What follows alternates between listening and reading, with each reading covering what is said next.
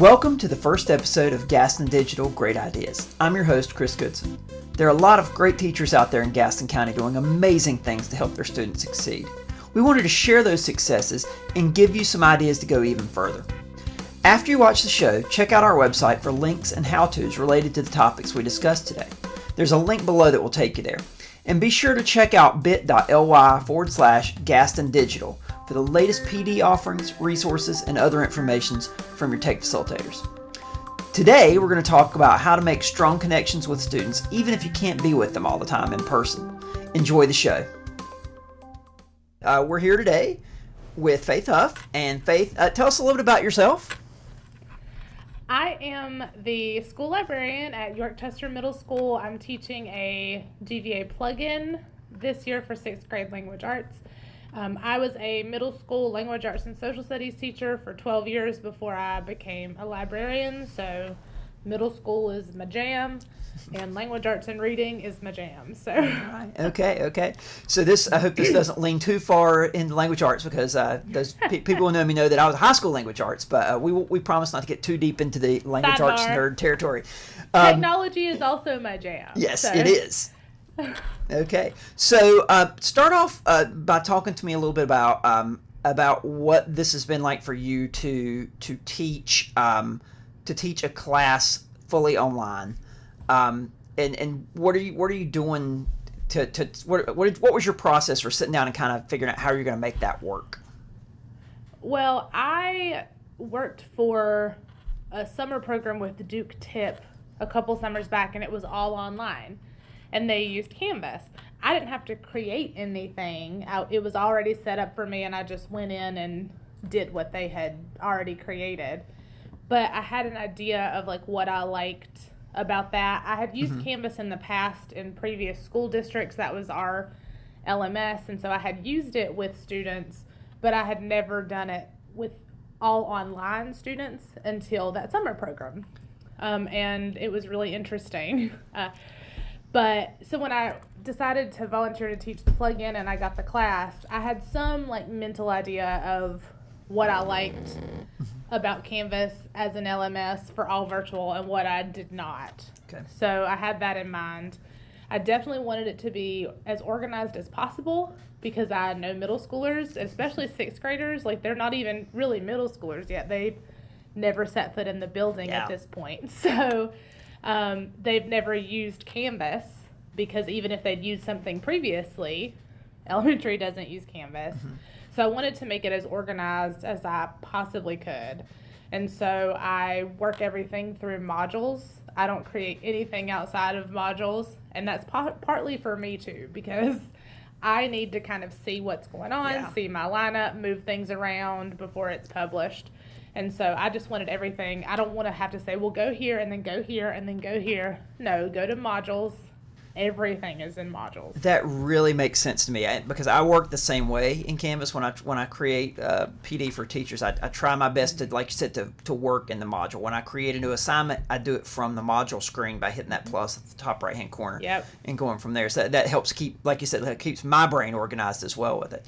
So, and it feels faster to me. I don't know if it really is faster, but it feels like it makes more sense. Yeah, I agree. So organization is definitely a big thing. Like you said about middle schoolers, bless their hearts. I have one right now. I have a 6th grader living in my home, and she organization is something that she struggled with as well. And so talk a little bit, other than working through things in modules, that we know organization's a big thing, but what else is important to you about your class and the way you set it up?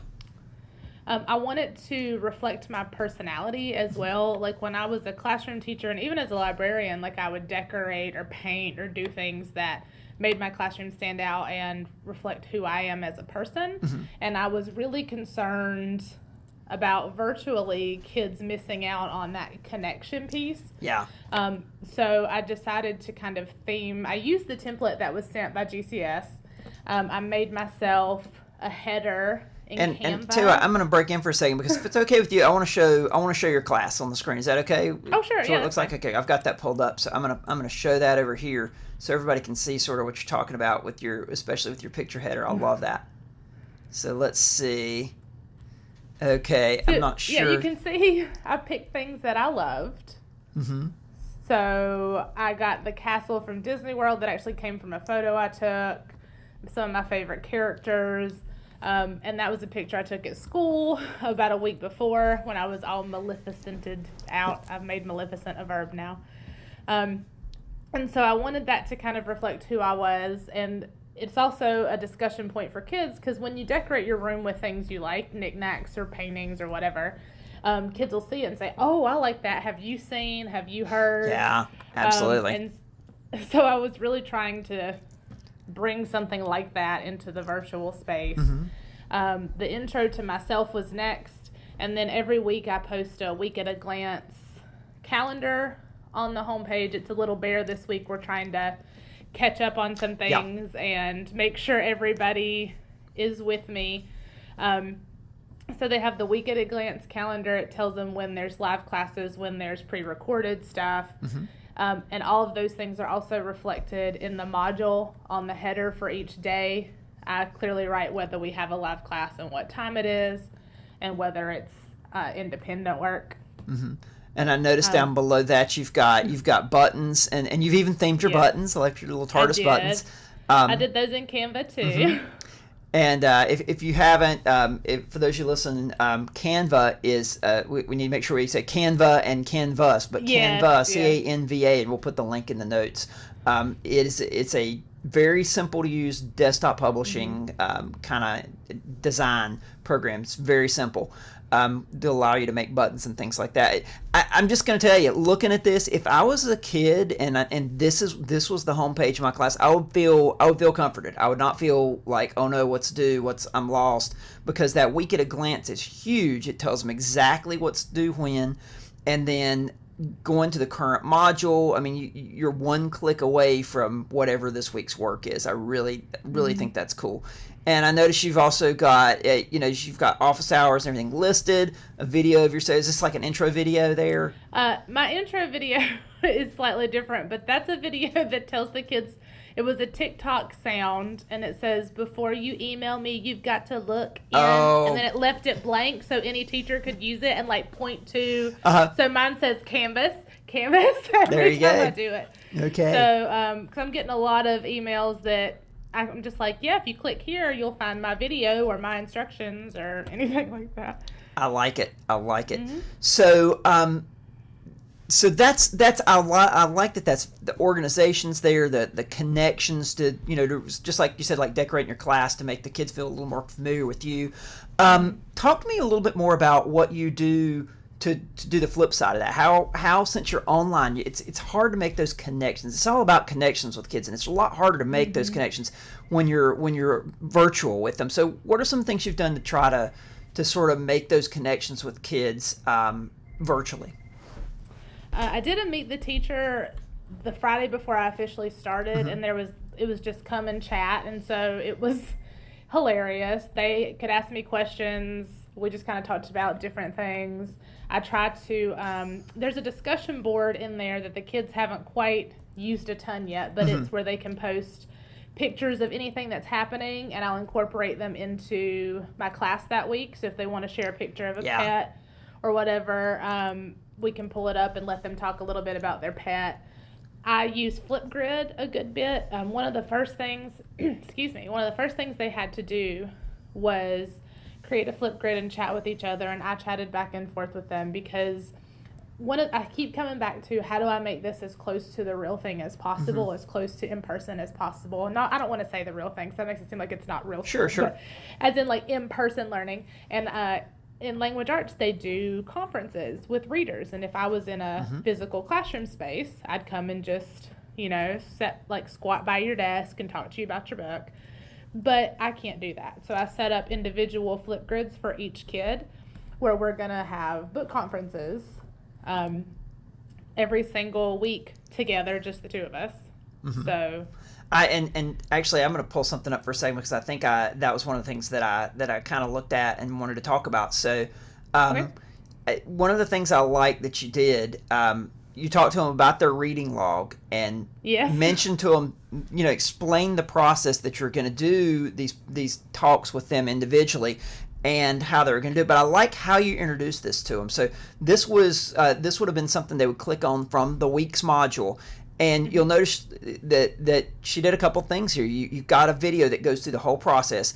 The thing I like about the video is not only are you showing them on the screen what you're going to do in the reading log, but you've got yourself in the video as a part of the video, and most screen sharing software will let you do this. And then down here, you've got a link that when they click on it, and I'll click on it so everybody can see, it forces them to make a copy of that document, so that when they click make a copy, then they get a copy of their reading log. And it looks just like that. And there's a little that little trick to force a copy of that reading log is really simple. And we'll put in the notes how to do it, but essentially you just share the document, and then you put /copy at the end of it instead of /edit. But we'll put some instructions on how to do that, a link to how to do that in the notes. But that's a really good thing. And then she just made a link to it right there to let the kids go straight to it. But I like that you've got the written directions, but you've also got it in video form so they can hear you saying it and rewind it if they need to. I make a lot really of cool. screencasts because like every single day, if there's something to do, there's a video of me telling you how to do it, and then there's instructions underneath that. And back in the day, I used to flip my classroom long before it was kind of a thing. I'm the person who, the second I hear about it, if I like it, I'm going to give it a shot, for better or for worse. That's just kind of who I am. And so I had tried flipping my classroom when I taught 6th grade language arts and social studies. I flipped mostly social studies. And the kids complained anytime that I didn't show myself in the video, or if I tried to use somebody else's video. And so I was talking to some other teachers, and they're like, well, just use the videos that they provide. And I was like, they want to see me. I'm their teacher. And so it's a little bit of extra work, and I don't really have the time to do it. So a lot of the videos are not my best quality, but I know they want to see my face, and I'm very like, ooh, when I talk. So it makes a difference, I think, when they're looking. I'm trying to look at them as best I can. Again, how do I make it as close to the real thing as possible? And seeing me is close, I guess. And I think that's important. You pointed out something really important there about video, because the students, they don't necessarily want perfection in your videos. They want to see you, and that's something I tell people when you're making videos. Don't worry if the video is not perfect. It's okay. They're not concerned with perfection. They want to see you authentically interacting with them as you would if you were in class. So I always tell people, if you're making a 5-minute video and at minute 4 minutes and 56 seconds you say a word wrong, you probably would have done that in class too, and you would do what you do in class. You say, "Oh, sorry, I meant to say," and you correct it and you move on, and it's fine. And they like the videos.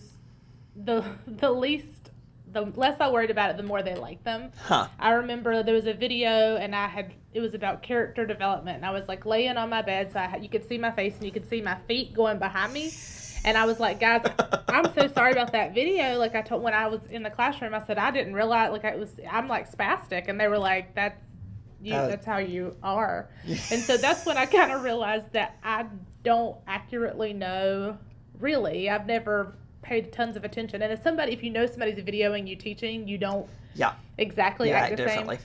But I'm apparently very spastic, and I flail my arms around a lot. And so I just do a first take and I roll with it, because that's what I would do in the classroom, like you said. And so it may be weird, and I kind of ramble sometimes, but that's what I would do in the classroom, I guess. So that's what they get. That's what they're used to. So for better or for worse. Exactly. Well, for better or for worse, let's talk about the worst for a minute. So has there been a failure? Has there been something that didn't work that you were hoping would work, and that you learned something from during this process? Because I know we've all been kind of thrown into the deep water with the alligators, and we're learning as we go. But can you tell me about something that's a learning moment for you during this? I mean, I could tell you tons of them, because the amount of times I forget to fix the sharing permissions on things is embarrassing. But I think the biggest one was I got this Meet extension that's supposed to give me all these cool features. And I just kind of was like, okay, I played with some of them. It's going to be fine. So one of the things it does is breakout rooms. And so I was like, all right, kids, I'm going to get you in your breakout rooms. And so 10 minutes of that Google Meet was me going like this. So hang on, can anybody see anything? And I finally figured out after the meet that like they're gonna have to add the extension Themselves. to plug into the breakout room and the whiteboard and all that stuff. But I mean, they were just like, no, and I was like, okay, what about now? Can you see it now? And they're like, no, but we tried, and then we just did it as a whole group, so it was fine. But technology just fails sometimes, and I think the more it fails on you, the better you get at dealing with technology not doing what you want it to do. Well, and I always tell people they call it technology because it's stuff that doesn't work yet. And so, part of the excitement is learning more. But I like how you approached it there, and that it failed. It's okay. We tried. And that's such a strong message to give to the kids. It's okay to try something new, even if it's going to fail. So I like that. Mm-hmm. I did tell them it might. I was like, just so y'all know, I've never done this before. Mm-hmm. So... And they kind of thought it was funny because they're just over there like, okay, you're fussing at us about how we don't know how to do stuff. And you're just like, hang on, can y'all see this? Can you see me? So one more thing. What have you done during all this COVID crisis to help maintain your own professional learning? So what have you done to help grow yourself during this? I love PD, and I will choose to attend PD. So I've done a couple like librarian ones. Mm-hmm. I've sought out I did some Canvas ones over the summer to refresh me through NCAT. I'm on Twitter, and Twitter is a super powerful professional development tool for me because I mostly follow other educators, and that's where I find out a lot about different things that are being offered, or they'll share tech tips. I'm also in some Facebook groups for Canvas users, for librarians. And so I get a lot of info coming in, and I'm able to share some stuff back out. And that helps just kind of keeping my mind on what's new and what's working. The Canvas group on Facebook is super useful. It's a lot of people complaining, but people will say... Yeah, it's funny. I joined that just recently and noticed that as well. It's a lot of people complaining, but there are also people who are like, can you figure out how to do this? And I'll be like, oh, I don't know how to do that. And then I'm looking through the comments, or I'm able to offer something back once in a while. Yeah. Or they're like, has anybody figured out how to do this tool integration or Edpuzzle integration into Canvas? Is amazing and the easiest thing on the planet. Yep. You grade right in there. It is beautiful. Absolutely. We'll put some instructions on that in the notes to this because that's one of the things that we just messed with recently. That's great. So and I like that. It sounds like you've built a pretty strong online personal learning network. If people want to find you on Twitter, where can they find you? They can find me at TeachNATardis. TeachNATardis. Okay, cool. Yes. Cool. Well, Faith, thank you so much for joining us today. You got a lot of great things going on. I when I first saw your Canvas site, I was like, I wish I was in her class. So that stands. Yeah, exactly. So thank you so much, and good luck, and have a great day. Thanks. You too. Okay. Thanks for joining us. We hope you enjoyed this conversation with Faith Huff. Remember to click the link below for more information on some of the tools and strategies we discussed. If you enjoyed the show, be sure to like and subscribe, and you can click the little bell to be notified of our new episodes. If you have any ideas for future shows, you can contact me on Twitter. I'm @Goodson. See you next time.